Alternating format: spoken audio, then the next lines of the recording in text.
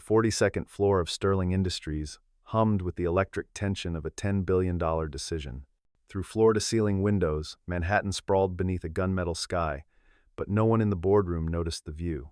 20 executives sat frozen around the obsidian conference table, their eyes locked on the janitor who had just walked through the mahogany doors. Ethan Carter stood there in his faded blue uniform, mop bucket forgotten in the hallway, his weathered hands steady despite the laughter rippling through the room. CEO Isabella Sterling, resplendent in her signature red V-neck dress, her platinum blonde waves catching the harsh fluorescent light, raised one perfectly manicured eyebrow. The merger documents lay before her like an altar of corporate ambition. Then Ethan spoke, his voice cutting through the mockery with surgical precision. Page 73. Subsection 4.6 violates federal antitrust regulations and contains a poison pill that will bankrupt this company in 18 months. The laughter died instantly. The air itself seemed to crystallize. Ethan Carter had never intended to become invisible.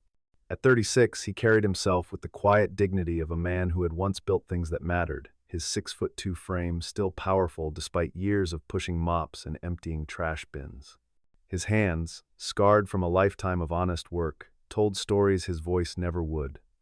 Those hands had once assembled precision engines, had once held blueprints for innovations that could have changed industries.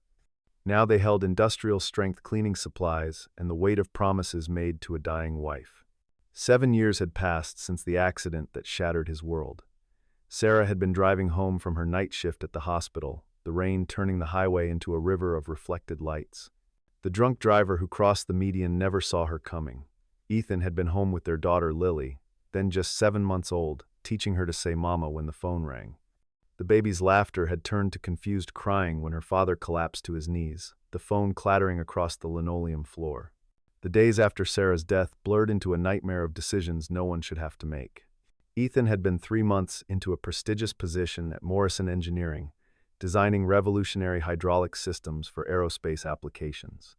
The company had headhunted him from MIT, offered him a future that gleamed like polished chrome. But Lily needed more than a father who worked 80-hour weeks. She needed presence, not presence. She needed someone who would be there when nightmares came, when scraped knees needed bandaging, when questions about why mommy wasn't coming home demanded gentle answers. So Ethan Carter, the man who had graduated summa cum laude, who had 17 patents pending before his 30th birthday, walked away from it all. He sold their house in the suburbs, moved to a modest 2-bedroom apartment in Queens, and took the first job that offered flexible hours and health insurance. Sterling Industries needed a night janitor. The work was mindless enough that he could think about Lily's school projects, plan her meals, remember her favorite bedtime stories. His calloused hands, which had once calibrated sensitive equipment to thousandths of an inch, now wrung out mops and replaced light bulbs. Every evening at 6:30, Ethan would pick up Lily from Mrs. Chen's apartment down the hall. The elderly woman had become their surrogate grandmother, refusing payment but accepting Ethan's help with her groceries and home repairs. Lily, now 7 years old with her mother's copper hair and her father's determined chin, would run to him with artwork clutched in her small fists. "Daddy, look what I made," became the anthem of his evenings.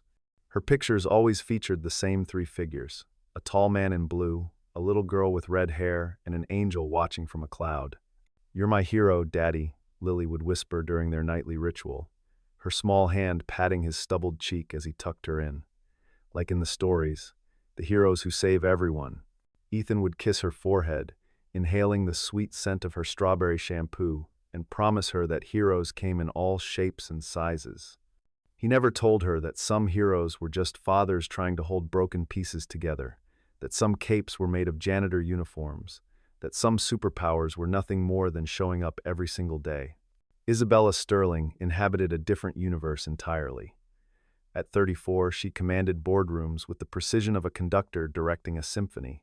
Her office on the 53rd floor was a monument to ambition realized, all clean lines and sharp edges, much like Isabella herself.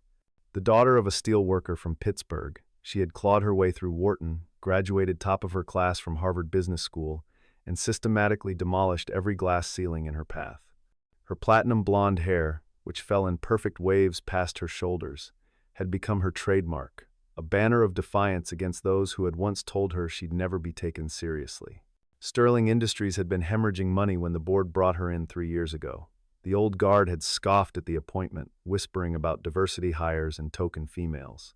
Isabella had responded by firing 40% of upper management in her first month, restructuring the entire supply chain in her second, and delivering the company's first profitable quarter in 5 years by her third. She didn't believe in sob stories or second chances. Results mattered, numbers mattered, everything else was noise. Her days began at 5 in the morning with a 6-mile run through Central Park, her breath forming clouds in the pre-dawn darkness. By 6:30, she was in her office, the city still waking up below her. She knew every employee's productivity metrics, but not their names. She could recite quarterly projections for the next 5 years, but couldn't remember the last time she'd had dinner with another human being without discussing market strategies. Her apartment on the Upper East Side was featured in Architectural Digest, all white marble and contemporary art, but she spent so little time there that her housekeeper often had to throw away expired food from her untouched refrigerator. The $10 billion merger with Apex Global had been Isabella's masterpiece, 2 years in the making. It would position Sterling Industries as the third largest logistics company in North America, create thousands of jobs, and secure her legacy as one of the most successful CEOs of her generation. The Financial Times had already written the story, waiting only for the signatures to run it on tomorrow's front page. She had memorized every clause, every provision, every number in the 900-page document. Or so she thought. The collision of these two worlds began with a broken printer on the executive floor. It was past midnight on a Tuesday, the building empty except for security guards and the cleaning crew. Ethan had been called to the 51st floor to deal with a paper jam in the conference room printer, a temperamental machine that regularly consumed important documents like a digital black hole. The executives had gone home hours ago, leaving behind the detritus of their negotiations. Cold coffee in paper cups, PowerPoint printouts scattered like fallen leaves, and one crucial document still trapped in the printer's mechanical jaws. As Ethan carefully extracted the crumpled pages, his eyes automatically scanned the text. It was a habit from his engineering days, the compulsion to read technical documents, to understand systems and their failures. The merger agreement's financial projections caught his attention first, the numbers not quite adding up in the way his mind expected. He smoothed out the pages on the conference table, the overhead lights casting harsh shadows across columns of figures that seemed to shift and dance the longer he looked at them. Page 73 made him stop breathing. There, buried in subsection 4.6, hidden beneath layers of legal jargon and financial doublespeak, was a clause that made his blood run cold. It was elegant in its deception, a poisoned apple wrapped in golden paper. The subsidiary restructuring provision looked standard unless you understood both federal antitrust law and the specific vulnerabilities of Sterling Industries' current market position. Ethan did. The clause would trigger automatic monopoly investigations while simultaneously allowing Apex Global to strip Sterling's assets during the review period. It was corporate murder disguised as a marriage.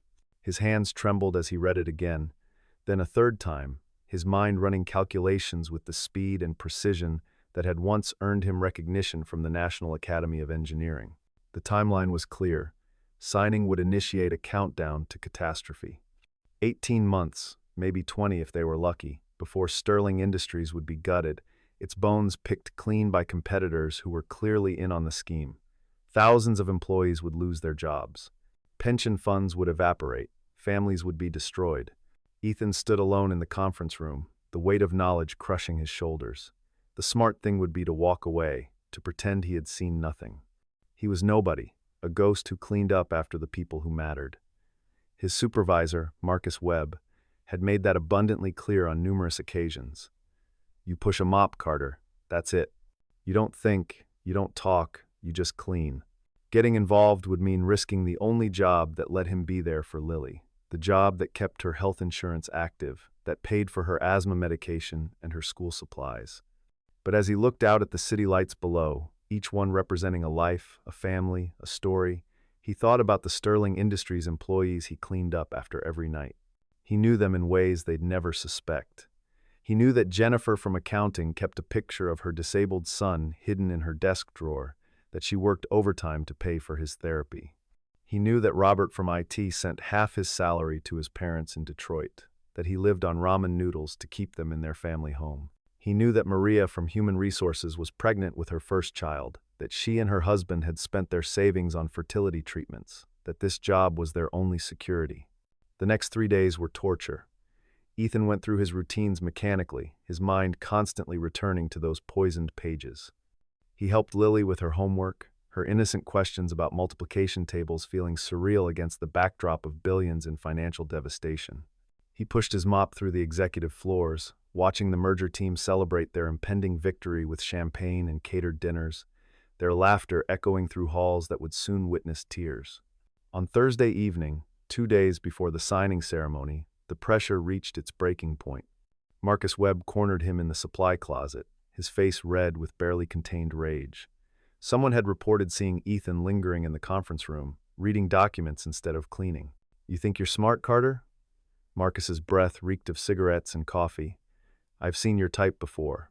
Janitors who think they understand business because they empty the trash of important people. You're nothing. You're less than nothing. You keep your mouth shut and your head down, or you'll be explaining to your little girl why Daddy can't afford her medicine anymore." The threat hung in the air like a blade. Ethan's fists clenched involuntarily, his body remembering a younger version of himself who would have responded with action rather than silence. But Lily's face floated before his eyes, her trust in him absolute, her need for stability paramount. He nodded, grabbed his supplies, and walked away, Marcus's laughter following him down the hallway. That night, as he sat on the edge of Lily's bed, she showed him her latest drawing. It depicted a tall figure in blue standing in front of a tall building, arms spread wide as if protecting it from a dark storm cloud. "That's you, Daddy," she explained, her voice serious with 7-year-old wisdom. "You're protecting everyone from the bad things, even if they don't know it." "Sometimes, sweetheart," Ethan said carefully, "protecting people means making hard choices. It means being brave even when you're scared." Lily nodded solemnly, then brightened. "Like when you saved that bird that flew into our window? Everyone said it would die, but you didn't give up. You fixed its wing." The parallel was so simple, so pure, that it took Ethan's breath away. He kissed his daughter goodnight, closed her door softly, and made his decision. In the living room, he pulled out a legal pad and began writing, his engineering training taking over. He documented everything, the specific clause, the legal violations, the financial projections showing the company's demise, the evidence of competitor involvement. He worked until dawn, creating a comprehensive brief that even a child could understand. The next morning, Friday, 24 hours before the signing ceremony, Ethan did something he had never done in 5 years of employment. He called in sick for his evening shift and put on his only suit, a navy blue outfit that had hung untouched in his closet since Sarah's funeral. It still fit, though the shoulders seemed broader now, weighted with purpose rather than grief. He dropped Lily at school, telling her he had important business to attend to, her excited. "Go get him, Daddy," ringing in his ears as he took the subway to Manhattan. The security guards at Sterling Industries did a double take when he walked through the lobby at 9 in the morning, clean-shaven and dressed like the professional he had once been.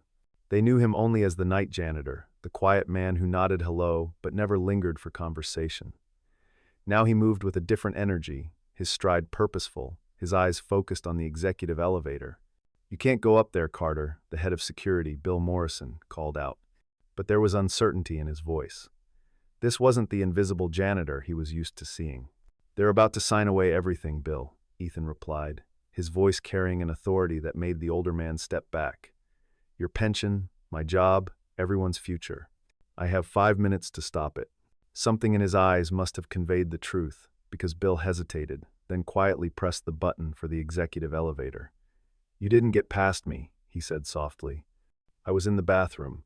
The ride to the 42nd floor felt endless and instantaneous simultaneously. Ethan could hear his heartbeat in his ears, feel Sarah's presence somehow, as if she were standing beside him, her hand in his. The elevator doors opened with a soft chime, revealing the hallway that led to the main boardroom. Through the glass walls, he could see them all, 20 executives around the table, Isabella Sterling at the head, the Apex Global team on video screens, champagne already being poured. The machinery of corporate destruction was seconds from engaging. The signing ceremony was being broadcast to Sterling Industries offices worldwide, thousands of employees watching their futures being signed away with golden pens. Isabella had just picked up the Mont Blanc, her signature flowing across the first page with elegant finality when Ethan pushed through the boardroom doors. The laughter was immediate and cruel. Marcus Webb, who had been standing near the door, practically purple with rage at seeing his subordinate in this sacred space. "Security!" he shouted. "Get this janitor out of here immediately." "Is this some kind of joke?" one of the board members sneered. "Did someone hire entertainment?" Isabella looked up from the documents, her ice-blue eyes taking in the scene with a mixture of annoyance and curiosity. She recognized the janitor, had seen him peripherally 100 times. Another piece of building infrastructure, no more notable than the elevators or the air conditioning. But something about his stance, the way he held himself despite the mockery, made her pause with her pen hovering over the signature line of page 2. "You have exactly 10 seconds to explain why you're here," she said, her voice cutting through the laughter like a blade through silk. "Starting now." Ethan didn't waste a word. Page 73, subsection 4.6, violates federal antitrust regulations and contains a poison pill that will bankrupt this company in 18 months. The silence that followed was absolute. Even the air conditioning seemed to pause, the only sound the distant hum of the city 50 floors below. Isabella's eyes narrowed, her hands still frozen above the document. Around the table, executives exchanged glances that ranged from confusion to alarm. "That's absurd," Richard Blackwood from legal stammered, his face flushing red. "We've reviewed every line of this agreement. This janitor doesn't know what he's talking about." But Isabella was already flipping through the document, her fingers finding page 73 with practiced efficiency. Her eyes scanned the text once, twice, 3 times, her expression shifting from skepticism to concentration to something approaching horror. She pulled up her laptop, her fingers flying across the keyboard as she cross-referenced federal statutes, ran quick calculations, traced the implications of what she was reading. The room watched in growing tension as their CEO, the woman who never showed emotion, who treated billion-dollar deals with the same detachment she brought to ordering coffee, slowly pushed back from the table. Her face had gone pale beneath her perfect makeup, her hands trembling slightly as she set down the pen. "He's right," she said, the words barely above a whisper, but landing like thunder in the silent room. "Dear God, he's right." The explosion of voices was immediate. Board members shouting questions, the Apex Global team on the screens demanding to know what was happening, Richard Blackwood frantically grabbing the documents to review the section himself.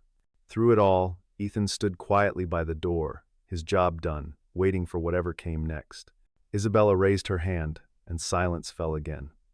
She stood slowly, her red dress a splash of color against the monochrome corporate landscape, and walked around the table toward Ethan. Up close, he could see the calculation in her eyes, the rapid reassessment of everything she thought she knew. "How did you see this?" she asked, her voice carrying a mixture of suspicion and genuine curiosity. "How did a janitor catch what my entire legal team missed?"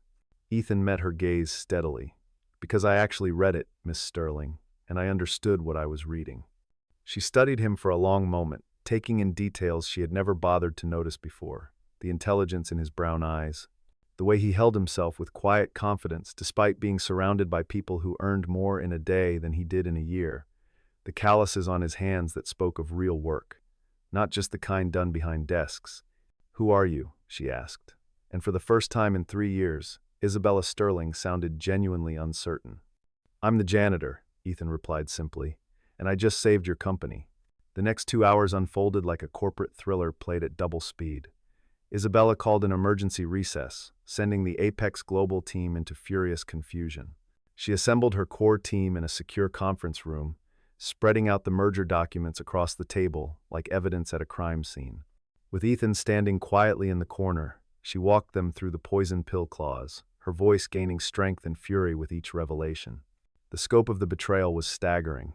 Apex Global had spent 2 years setting this trap, aided by at least 2 members of Sterling's own board who stood to profit from the company's destruction. The subsidiary restructuring would have triggered automatic federal investigations while simultaneously allowing Apex to claim Sterling's most valuable assets as compensation for the failed merger. Within 18 months, Sterling Industries would exist only as a cautionary tale in business schools, its 14,000 employees scattered to the winds. Richard Blackwood, the head of legal who had missed the trap, sat with his head in his hands. I reviewed that section 50 times, he said, his voice broken. The language was so dense, so deliberately obscured. It would take someone with deep technical knowledge and legal understanding to spot it. Isabella turned to Ethan again. You have both? Ethan hesitated, then nodded slightly. I have some experience with technical documentation. Some experience, Isabella repeated, her tone making it clear she suspected there was more to the story. She pulled out her phone, speaking rapidly to someone on the other end. Within minutes, she had the FBI's Financial Crimes Division on the line, initiating what would become one of the largest corporate fraud investigations in recent history. As the chaos swirled around them, Isabella found herself repeatedly glancing at the janitor who had upended her world. He stood apart from the frantic activity, calm in the storm he had created, occasionally offering technical insights when the legal team struggled with specific language in the documents. His suggestions were precise, elegant, the kind of solutions that came from deep understanding rather than surface knowledge. By noon, the merger was officially dead. The press release went out at 12:30, carefully worded to avoid panic while making it clear that Sterling Industries had discovered irregularities in the agreement that required further review. The Apex Global executives were in full retreat, their lawyers already preparing for the inevitable lawsuits. 2 Sterling board members had been escorted from the building by security, their computers and phones seized as evidence. As the conference room finally emptied, leaving only Isabella and Ethan, she poured 2 glasses of water from the crystal pitcher on the sideboard. Her hands were steady now, the crisis averted, but her mind was racing with questions. You saved 14,000 jobs today, she said, handing him a glass. You prevented a corporate catastrophe that would have rippled through the entire economy. And you did it by walking into a room full of people who have done nothing but ignore or mock you for 5 years. Ethan took the glass but didn't drink. Someone had to. That's not an answer. Isabella sat on the edge of the conference table, a casual gesture that would have shocked anyone who knew her. I've built my entire career on reading people, understanding their motivations, but I can't read you. A janitor who understands federal antitrust law and complex financial structures? Who are you really? Before Ethan could answer, Marcus Webb burst through the door, his face contorted with rage. You're finished, Carter. I don't care what lucky guess you made. You violated every protocol, abandoned your shift, accessed restricted areas. You're done here. Isabella's expression shifted to something arctic. Mr. Webb, is it? You're the night shift supervisor? Marcus nodded eagerly, sensing an ally. Yes, ma'am, and I can assure you, this will never happen again. Carter here has been a problem for... You're fired, Isabella said simply. Security will escort you out. You have 10 minutes to clear your desk. Marcus's mouth opened and closed like a fish gasping for air. But I didn't. He's the one who... He saved this company, Isabella said, her voice carrying the finality of a closing door. You would have let it burn because you couldn't see past your own small-minded prejudices. Get out of my building. As security led the sputtering Marcus away, Isabella turned back to Ethan. I want to know everything. Who you really are, how you ended up here, why you stayed silent until now. But first, there's something else. She pulled up something on her tablet. I had my assistant do a quick background check while we were dealing with the FBI. Ethan Carter graduated MIT with highest honors, 17 patents filed before age 30, recipient of the National Academy of Engineering's Young Innovator Award. Then you disappeared 7 years ago, right after she stopped, her expression softening slightly. Right after your wife's death.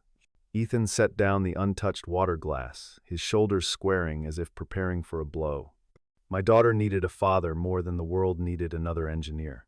The simple honesty of it struck Isabella like a physical force. She, who had sacrificed everything for her career, who had chosen ambition over family, over relationships, over any life outside these glass walls, found herself face to face with someone who had made the opposite choice. You gave up everything, she said quietly. I gave up a career, Ethan corrected. I kept everything that mattered. They stood in silence for a moment, 2 people from different worlds, suddenly seeing each other clearly for the first time. Isabella thought about her empty apartment, her expired food, her life measured in quarterly reports and stock prices. Ethan thought about Lily's drawings, her laughter, her absolute faith that her father was a hero. I want to offer you a position, Isabella said finally. Senior Vice President of Technical Analysis. You'd be reviewing all our major contracts, our mergers, our technical documentation. The salary would be— I can't work days, Ethan interrupted. My daughter needs me. I pick her up from school, help with homework, make dinner. I'm all she has. Isabella blinked, unaccustomed to anyone interrupting her, even more unaccustomed to someone turning down an opportunity others would kill for. We could arrange flexible hours, work from home options. Whatever you need. Ethan was quiet for a long moment, staring out at the city below. Can I think about it? Of course. Isabella pulled out a business card, writing something on the back. My personal number. Call me when you've decided. She paused, then added, For what it's worth, Mr.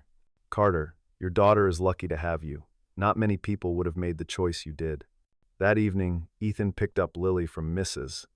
Chen's apartment, his suit jacket draped over his arm, his mind still processing the day's events. Lily took one look at him and gasped. Daddy, you look like the men in the tall buildings. Did something happen? Something did happen, sweetheart, Ethan said, kneeling down to her level. Daddy helped some people today. Did you save them? Lily asked, her eyes wide with excitement. Maybe, Ethan said, pulling her into a hug. Maybe I did. Over dinner, mac and cheese with hot dogs cut up in it, Lily's favorite. Ethan tried to explain in 7-year-old terms what had happened. He told her about bad people trying to trick good people, about how sometimes being smart meant seeing things others missed, about how speaking up even when you're scared was the bravest thing a person could do. So you're going to be important now? Lily asked, orange cheese sauce on her chin. I've always been important, Ethan said, wiping her face with a napkin. I'm your dad. That night, after Lily was asleep, Ethan sat at the kitchen table with Isabella's business card in his hand. The opportunity she offered was everything he had once dreamed of, a chance to use his mind again, to build and create and solve. But it would mean changes, compromises, less time with Lily, even with flexible arrangements. His phone buzzed with a text from an unknown number. It was Isabella. I've been thinking about what you said, about keeping what matters. I've kept nothing but achievements. Maybe we could both learn something. The offer stands, on your terms. The next morning, Saturday, Ethan was surprised by a knock at the door. Isabella Sterling stood in the hallway of his Queens apartment building, looking remarkably out of place in her designer jeans and cashmere sweater against the backdrop of peeling paint and fluorescent lights. I don't wait for phone calls, she said by way of explanation. May I come in? Ethan stepped aside, acutely aware of the contrast between his modest apartment and what he imagined her home must look like. Toys were scattered across the living room floor, breakfast dishes still in the sink, Lily's artwork covering every available wall surface. Daddy, who's the pretty lady? Lily appeared in her pajamas, her red hair a wild halo around her face. Isabella, who had reduced grown executives to tears with a single glance, found herself charmed by the small girl's directness. I'm Isabella. I work with your father. You're the boss lady, Lily exclaimed. Daddy told me about you. You wear red dresses and make important decisions. That's actually quite accurate, Isabella said, surprised. Lily studied her with serious eyes. Are you going to take my daddy away? Because he promised to help me build a volcano for the science fair. Isabella knelt down, her designer jeans touching the worn carpet. I would never take your daddy away. In fact, I was hoping maybe we could figure out a way for him to help more people while still building volcanoes with you. Over the next hour, an unlikely negotiation took place. Isabella, who had brokered deals with Fortune 500 companies, found herself working out terms with a 7-year-old girl who had very specific requirements about her father's availability. Lily demanded that Ethan be home for dinner every night, that weekends were sacred unless it was a real emergency, like if the building is actually on fire, and that he never miss a school play or parent-teacher conference. These are reasonable terms, Isabella said seriously, shaking Lily's small hand. I agree to all conditions. Ethan watched this surreal scene unfold, the CEO of a multi-billion-dollar company negotiating with his daughter over chocolate milk and Pop-Tarts. Something had shifted in Isabella's demeanor, a softening around the edges that made her seem more human, more real. There's one more thing, Isabella said, standing and smoothing her sweater. The board wants to honor you publicly. Monday morning, there's going to be a company-wide meeting. They want to thank you in front of everyone." Ethan's instinct was to refuse, to retreat back into invisibility, but Lily tugged on his hand. "Daddy, they want to say thank you." Mommy always said we should let people say thank you when they want to. The memory of Sarah, invoked so innocently, settled the matter. Monday morning arrived gray and drizzling, the kind of weather that made New York feel like a noir film. Ethan stood in the auditorium of Sterling Industries, wearing his suit again, this time with a new tie Lily had picked out, bright blue with tiny rockets on it. The space was packed with employees from every department, whispers running through the crowd like electricity. Isabella took the stage, commanding immediate silence with her presence. She wore another red dress, this one more conservative but no less striking. The presentation screens behind her came to life with headlines from the weekend's newspapers. Sterling Industries exposes corporate fraud, FBI investigating Apex Global. 14,000 jobs saved by anonymous whistleblower. "Many of you have read the news," Isabella began, her voice carrying to every corner of the room. "What you haven't read is the truth about who saved this company. It wasn't our legal team, though they're excellent. It wasn't our board of directors, though some of them are trustworthy. It wasn't even me, though I'd like to think I would have caught it eventually." She paused, letting the tension build. "This company was saved by someone most of you have passed in the halls without a second glance. Someone who cleans up after us, who works when we're home with our families, who saw something wrong and had the courage to speak up even though everything in his life argued for silence." The spotlight found Ethan in the crowd, and suddenly everyone was looking at him. He heard gasps of recognition, saw faces cycling through surprise, shame, and admiration. "Ethan Carter," Isabella continued, "is not just a janitor. He's a father who chose his daughter over his career. He's a man of integrity who risked his job to save yours. He's a reminder that heroes don't always wear suits or sit in corner offices. Sometimes they wear work uniforms and push mop buckets, and we're too blind to see them." The applause started slowly, then built to thunder. People were standing, some crying, others trying to reach Ethan to shake his hand or pat his shoulder. Through it all, he thought of Lily, who was at school but had made him promise to tell her everything. After the presentation, as employees slowly filtered back to their offices, many stopping to apologize to Ethan for years of invisibility, Isabella approached him with a final surprise. "There's someone I'd like you to meet," she said, leading him to a small conference room. Inside sat an elderly man in an expensive suit, his silver hair immaculate, his bearing regal despite his age. Ethan recognized him from newspaper photos. William Sterling, the company's founder, Isabella's predecessor and mentor. "So you're the janitor who saved my life's work," William said, standing to shake Ethan's hand. His grip was firm despite his 83 years. "Isabella told me everything. Showed me the documents, the trap they set.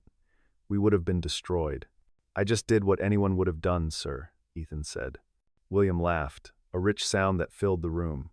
"No, son, you did what only you could have done. You had the knowledge, the courage, and the character. That's a rare combination." He pulled out an envelope from his jacket. "This is for you." Ethan opened it to find a check that made his hands shake. "Sir, I can't." "It's a finder's fee," William said firmly. "Standard in corporate fraud cases. You found the fraud, you get the fee. That's enough to pay for your daughter's education through graduate school, with plenty left over. Consider it an investment in her future, from someone who understands that children are more important than companies." Ethan looked at the check again, thinking of Lily, of the opportunities this could provide, the security it represented. "Thank you," he said simply. "No," William replied, his eyes bright with emotion. "Thank you." The weeks that followed transformed Ethan's life in ways both dramatic and subtle. He accepted Isabella's offer, negotiating a unique position that allowed him to work from home in the mornings, come to the office during school hours, and leave in time to pick up Lily. His official title was Chief Technical Analyst, but employees had started calling him the Guardian, the one who watched for threats others couldn't see.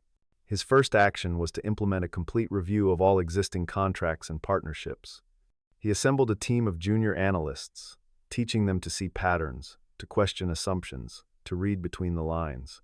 He discovered 2 more problematic agreements, though nothing as catastrophic as the Apex Global trap, and quietly fixed them before they could cause damage. But the most unexpected change was in his relationship with Isabella.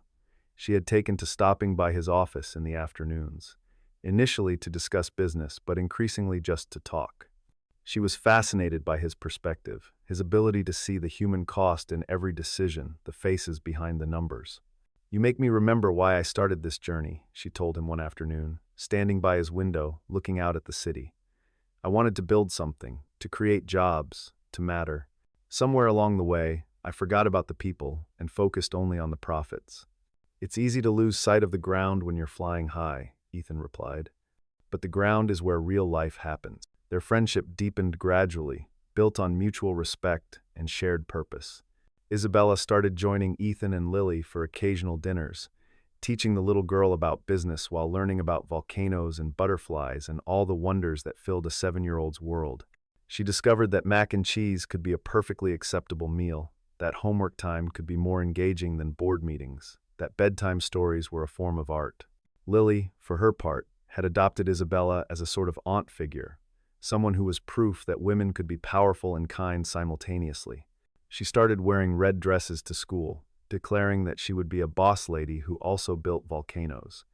One evening, 3 months after the merger crisis, Isabella stayed for dinner and helped put Lily to bed. As they stood in the hallway outside the little girl's room, listening to her soft breathing, Isabella spoke quietly. "She asked me if I was going to marry you," she said, a slight blush coloring her cheeks. Ethan smiled. "She's 7. She thinks every man and woman who are friends should get married. Last week she tried to set me up with her teacher." "What did you tell her?" "That Miss Patterson was very nice, but preferred women." Isabella laughed, then grew serious. "What would you tell her about me?" Ethan looked at her, really looked at her. Not the CEO, not the powerful executive, but the woman who had learned to read bedtime stories with different voices, who had helped Lily with her multiplication tables, who had slowly allowed her walls to crumble in the face of a child's unconditional acceptance. "I'd tell her that some things take time," he said softly, "that the best things are worth waiting for." Isabella nodded, understanding. They both carried wounds, both had built walls to protect themselves from further hurt. But walls could come down, brick by brick, with patience and trust. The year progressed with a rhythm that felt both new and natural. Ethan's work at Sterling Industries revolutionized their approach to risk assessment and contract negotiation. He implemented training programs for all departments, teaching employees at every level to be guardians of the company's integrity. The janitors, in particular, embraced their new recognition as vital members of the team, their unique access and perspective valued rather than dismissed. Marcus Webb's replacement, a kind woman named Dorothy, who had worked nights at the company for 15 years, instituted a new policy where cleaning staff were encouraged to report anything unusual they observed, creating an early warning system that had already prevented 2 cases of corporate espionage. The Apex Global investigation had expanded internationally, uncovering a web of corporate manipulation that reached into dozens of companies. Ethan testified before Congress, his calm expertise and moral clarity making him a star witness. The resulting legislation, informally known as the Carter Protocol, required enhanced transparency in merger agreements and greater protection for workers' interests. Through it all, Lily remained his anchor. Every achievement at work was secondary to her school plays, her science projects, her soccer games where she spent more time picking flowers than chasing the ball. Isabella attended these events too, cheering louder than anyone when Lily scored her first goal, mostly by accident. "You've changed me," Isabella told Ethan one evening as they watched Lily practice piano, her small fingers struggling with a particularly difficult passage. "I used to think success meant standing alone at the top. Now I understand it means bringing others up with you." "You changed yourself," Ethan replied. "I just reminded you who you were before the world convinced you to be someone else." The following Christmas, nearly a year after Ethan had walked into that boardroom, Sterling Industries held its annual holiday party. It was typically a stuffy affair, all forced small talk and political maneuvering. But this year was different. Isabella had insisted on including all employees, not just management. The janitors, security guards, cafeteria workers, and mailroom staff mingled with executives, their children running through the decorated halls. Lily, wearing a green velvet dress that Isabella had helped her pick out, was the unofficial belle of the ball. She charmed board members with her detailed explanation of how volcanoes worked, convinced the head of accounting to dance with her, and solemnly informed the chief technology officer that his computer would work better if he was nicer to it. "She's going to run this company someday," William Sterling said, watching Lily organize an impromptu talent show for the other children. "She has your intelligence and Isabella's determination. God help her competitors."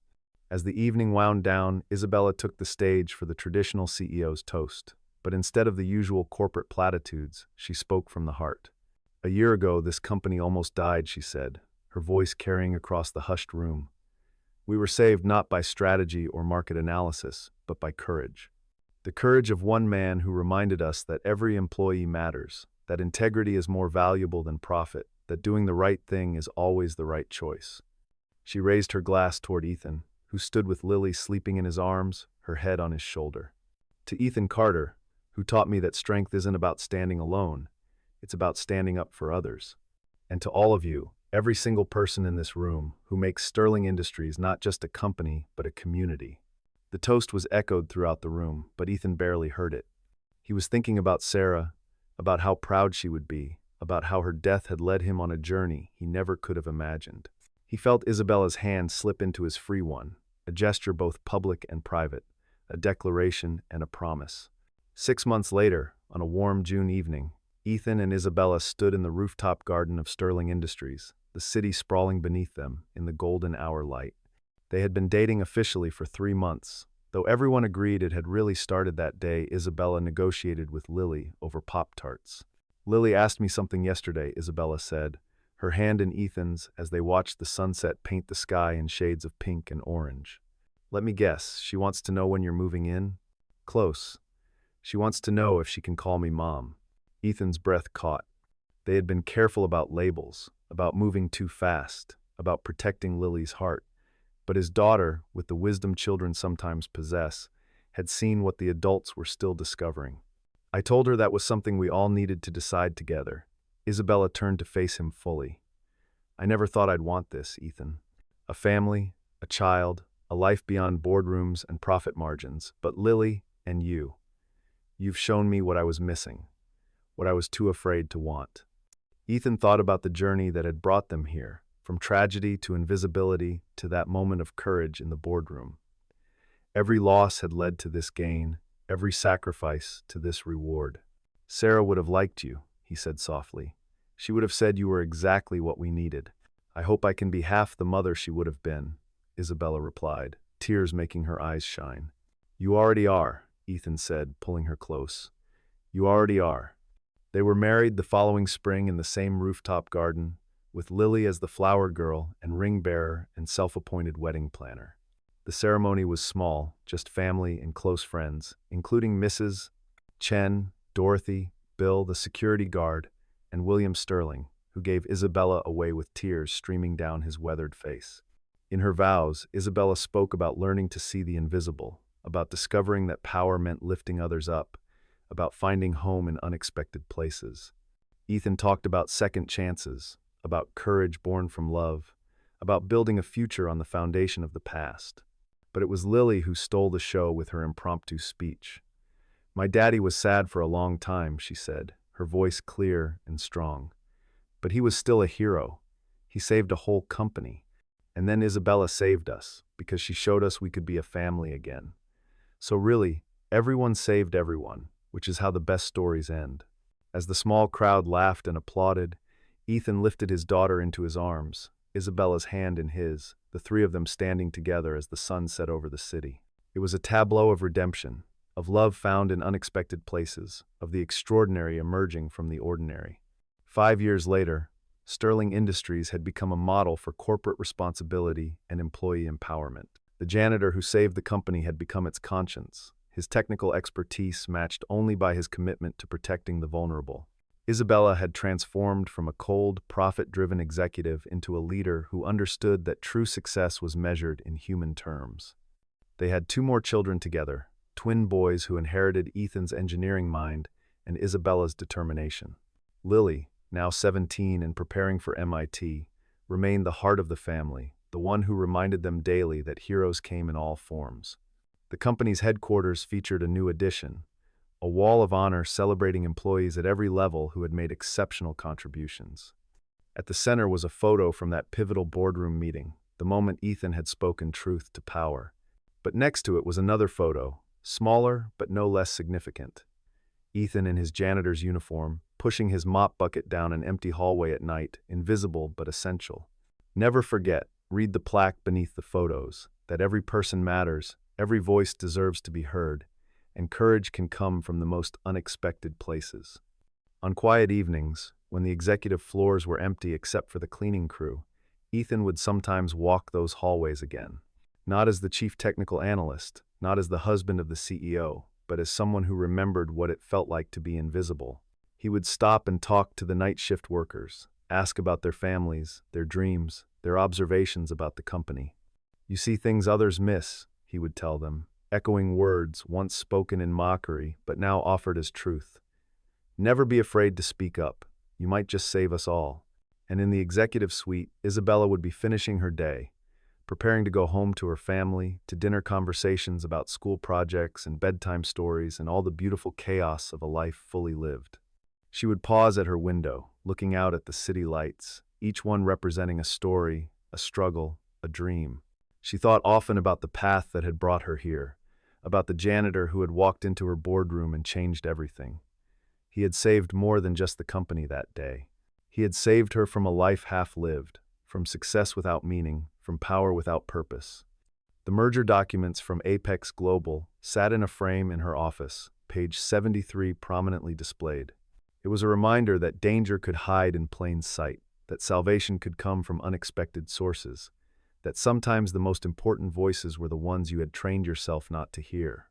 Ready to go home? Ethan would appear in her doorway, as he did every evening, their children's laughter echoing from the reception area where they waited with homework and stories about their day. "Ready," Isabella would answer, taking his hand, leaving behind the corporate world for the real one, the one where love mattered more than mergers, where family trumped finance, where a janitor's wisdom had taught a CEO the true meaning of success. They would ride the elevator down together, past the floors where Ethan had once worked alone in the night, past the boardroom where everything had changed, past the offices full of employees whose jobs had been saved by one man's courage.